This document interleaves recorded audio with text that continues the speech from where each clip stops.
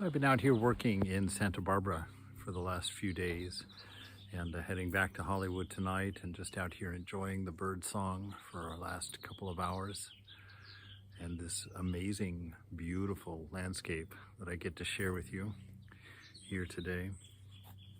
So we're looking at Avadutta and his 24 different gurus that he had.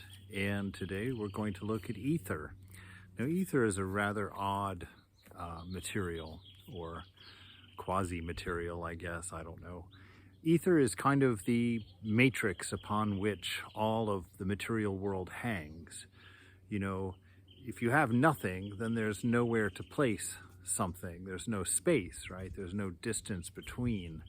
You can't put something over there if there's nothing there. And so ether is this rather interesting feature of the universe that gives you space to hang the planets, to hang the sun, to hang the clouds, to exist for you to occupy. Anyway, of the ether, as a guru, Avadutta says, like the all-pervading ether is the Atman, present in the animate and the inanimate. Upon that Atman, omnipresent, pure, and free, the wise man, even though living in a body, having realized his unity with Brahman, never ceases to meditate. As ether remains unaffected by the clouds, driven by the wind, so does a wise man remain untouched by the changing phenomena of this universe. So this Atman being compared or being taught to us by the idea of ether, that it's all-pervading, that nothing can exist without it, and yet it's seemingly invisible and only helpful. You never hear anybody complaining about the ether. Actually, you never hear anybody praising the ether either. But nonetheless, there it is, giving us the possibility of taking up space, occupying a place in this universe. And as you can see, several of these gurus are teaching something very similar, but from different angles, and that is this steadiness of character. It's this idea of not being caught up in the changing phenomena of this world. You know, this world goes on. It's unreal, actually, because of that phenomena, the fact that everything is constantly changing. Now, what do you mean by unreal? Well, nothing is as it is for more than a moment. A rock becomes sand, you know, a house becomes a ruin, a mountain becomes an ocean. I remember in 6th grade living in Colorado Springs and traveling to the top of one of the big mountains there on a class field trip, and being shown fossils of fish and sea creatures at the top of a mountain.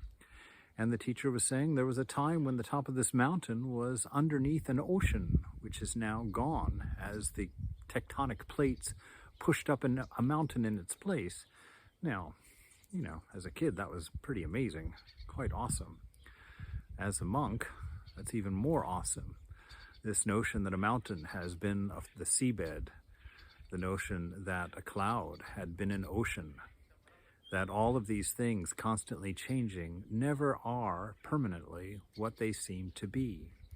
And knowing this, along with the constant meditation, the teacher says, the constant meditation on the Atman, this ever-present self, which is untouched by the change. It is the container of change. Change happens within it without affecting it whatsoever.